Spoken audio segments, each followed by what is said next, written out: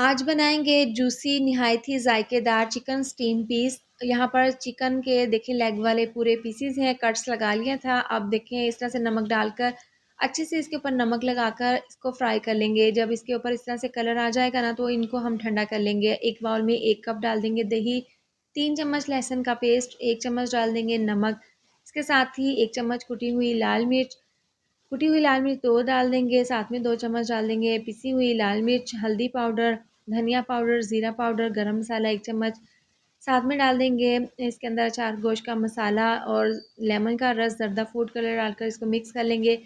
तमाम ये मिक्सचर इसके ऊपर लगा देंगे, इसको अच्छे से मैरिनेट कर लेंगे। अब इसको पूरी रात के लिए रेस्ट के लिए रखेंगे। प्रेशर कुकर में पानी डाल देंगे, इस तरह से इसके ऊपर स्टीमर रखकर फॉइल पेपर रखकर इसके अंदर सुराख करके ये तमाम पीस रख देंगे। इसको हम 50 मिनट के लिए स्टीम कर लेंगे। देखिए ज़बरदस्त से जूसी चिकन स्टीम रोस्ट तैयार है।